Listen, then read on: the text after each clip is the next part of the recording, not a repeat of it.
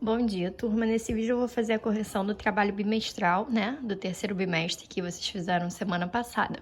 Então, na questão 1 tá falando o seguinte: as quadras de determinada avenida possuem 250 metros de comprimento. Calcule quantos quilômetros são percorridos por um ciclista em 6 quadras dessa avenida. Então, o que a gente tem que reparar primeiro?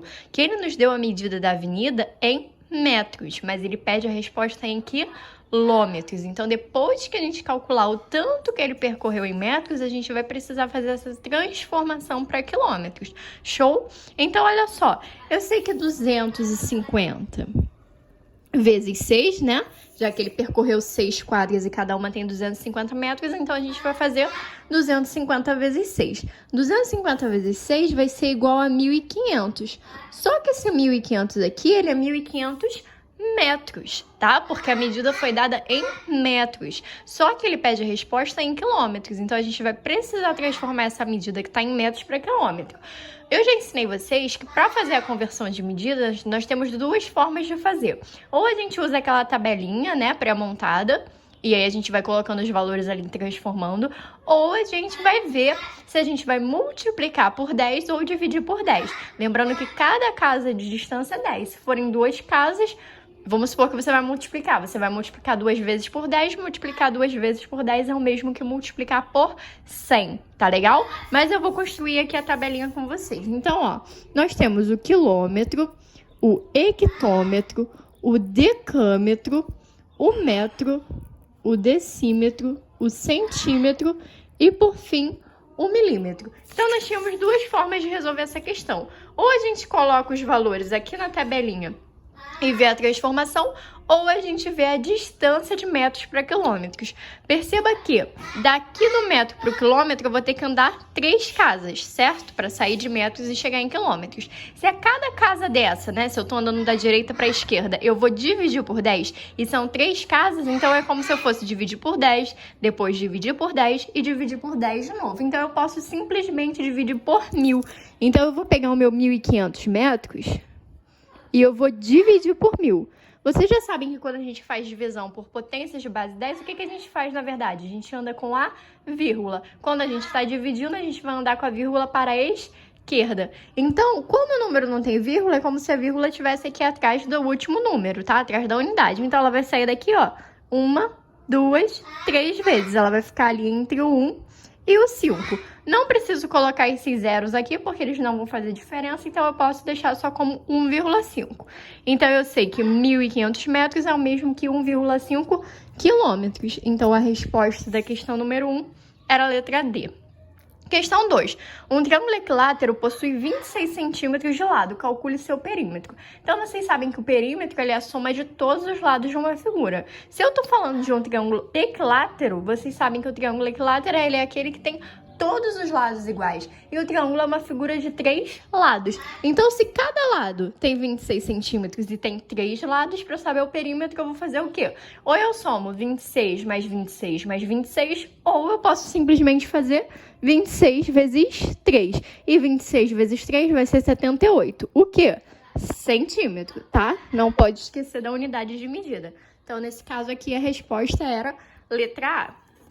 Na questão 3, calcule o perímetro da figura abaixo em metros. Agora, perceba que ele quer que eu calcule em metros, mas nem todas as medidas dessa figura estão em metros, tá? Então, a gente vai ter que converter essas que não estão, como, por exemplo, 30 decímetros, para metro. Senão, eu vou fazer errado, tá? Eu não posso somar unidades de medidas diferentes. Eu tenho que deixar tudo sobre a mesma unidade. Então, ó, 30 decímetros é o mesmo que 3 metros. Eu não vou ficar convertendo aqui cada uma, mostrando passo a passo para vocês, pra gente não perder muito tempo, porque isso vocês já sabem fazer, tá? Tenho que transformar também o 500 centímetros. 500 centímetros é o mesmo que 5 metros. Os 6 metros eu não vou mexer, já tá em metros. 4.000 milímetros é o mesmo que 4 metros. Agora eu vou somar essas 3 medidas aqui, mais os 7 metros, mais os 6 metros. Somo isso tudo aqui, vai dar 25 metros. Então, a resposta era a letra C. Questão 4. Daniel tem 1,55 metros de altura e seu amigo Pedro é 12 centímetros mais alto. Qual é em centímetros a altura do Pedro? Se ele é mais alto, eu sei que eu vou fazer uma continha de mais. Então, eu vou pegar aqui a altura do Daniel, que é 1,55 metros, e eu vou somar com 12 centímetros. Só que, olha só, eu falei pra vocês que a gente não pode somar unidades de medidas diferentes. Então, na verdade... Aqui, quem fez direto vai ter encontrado certo se tiver colocado 12 aqui. Se tivesse ligado que esse 55 aqui, ele está em centímetros, tá? Mas eu vou transformar isso daqui para centímetro, que é para vocês não confundirem. Então, 1,55 metros, ó, vamos olhar ali no quadrinho. 1,55 metros, 1 estaria aqui, o 55 aqui. Então, a minha vírgula ela sai daqui e vem parar atrás do 5. Então, 1,55 metros é a mesma coisa que 155 centímetros, tá? E aí, eu vou somar com o quê? Com 12 centímetros. Isso daqui vai dar quanto? 1,67. Ou melhor, 167 centímetros, tá bom? Letra B. O que vocês poderiam ter feito errado era ter feito essa soma aqui com o 0,12, né? Que aqui no caso estaria em centímetros, e achar a mesma coisa. Só que a resposta aqui estaria em metros. Você ia precisar transformar para centímetro. Porque perceba que todas as alternativas, a resposta está em centímetros, tá bom? 1,67 metros é o mesmo que 167 centímetros. Muita gente com certeza marcou a letra D achando que era certa. Só que, gente, pensa bem. 1,67 centímetros é uma coisa mais ou menos assim, ó. Bem pequenininha. Como é que uma pessoa vai ter essa altura? Então, era dessa forma que vocês iam perceber que essa resposta aqui, ela tá errada. 16,7 centímetros também é uma coisa muito pequena. Pensa naquela régua de 30 centímetros. É menor que aquilo. Existe alguém com aquela altura? Não. Então, era assim que vocês iam perceber que, na verdade, essa continha aqui ia te dar a resposta em metros. Ia faltar você transformar isso aqui para centímetro, tá bom? Eu vi que bastante gente errou essa questão aqui porque não se atentou a esse detalhe da unidade de medida, que eu sempre falo para vocês prestarem atenção. Questão 5. De acordo com esta planificação, qual é o nome desse sólido geométrico? Então, perceba, nós temos aqui opções de prisma e de pirâmide, tá? Nós temos 4 opções, em que 2 são prismas e 2 são pirâmides. Esse objeto aqui, ele tem, esse sólido, né, na verdade, ele tem como ser um prisma? Vamos lembrar lá de como são os prismas? O prisma, ele tem o quê? As bases iguais, tá? Congruentes, são o mesmo sólido geométrico, é o mesmo... Esqueci o nome. É tipo assim, ou são 2 quadrados ou 2 retângulos, tá? Nesse caso aqui, a gente não tem isso ocorrendo. Então, de cara, eu já vou eliminar as opções que estão falando que são prisma. E como é que a gente dá a nomenclatura de uma pirâmide? É de acordo com a sua base. O que é a base? É aquela figura que fica ali no chão, tá? Em contato com o plano. Então, quem é o que está em contato com o plano? Um quadrado. Um quadrado seria uma base o quê? Quadrangular. Então, embora a gente tenha triângulos aqui nas laterais, ele não é a nossa base. A nossa base é o quê? Um quadrado. Então, o nome desse prisma aqui é pirâmide de base quadrangular. Questão 6. Quais desses sólidos têm 5 faces? Esse aqui, muita gente não se atentou, mas a resposta estava na questão anterior. Eu coloquei justamente para facilitar vocês. Então, olha só. Olha quantas faces tem esse sólido aqui, ó. 1, 2, 3, 4, 5. Então, qual era a resposta da 6? Pirâmide de base quadrada ou base quadrangular, tá? Ela pode receber esses 2 nomes. Então, a resposta era a letra B.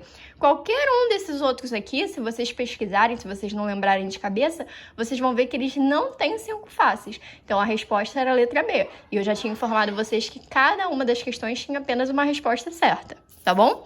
7. Analise as afirmativas abaixo em verdadeiras ou falsas. Então, primeiro a gente vai analisar, depois a gente vai marcar a resposta correta.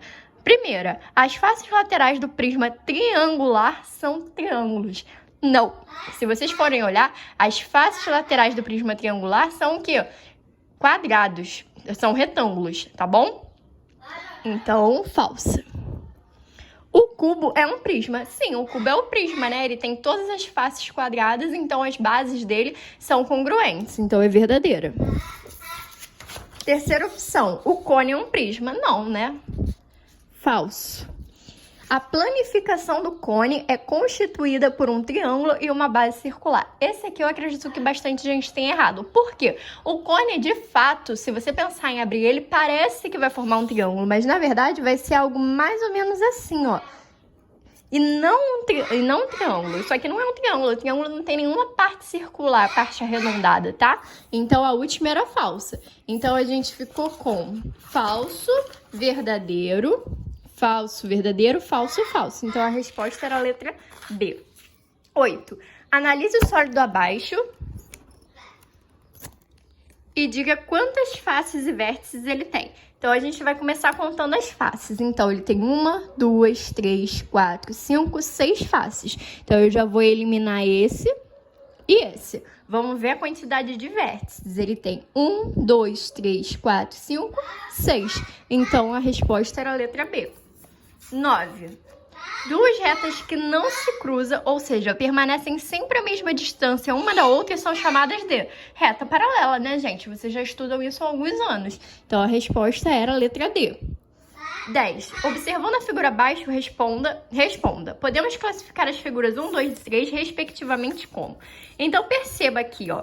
Na primeira, nós temos um exemplo em que a gente tem setinha para ambos os lados. O que isso quer dizer? Que essa reta aqui, ela vai ser infinita para os dois lados, assim como é a classificação de retas. Então, a gente já sabe que essa primeira é uma reta. Ficamos entre D e D. Vamos ver a figura 2. A figura 2, ela tem um início aqui em C, porém ela é infinita passando por D. Então, ela é uma semirreta. Então, agora a gente já sabe qual é a certa. Letra D. E, por fim, nós temos uma que tem início e tem fim. É o nosso segmento de reta, tá? Segmento de reta é aquele pedaço da reta que tem início e fim.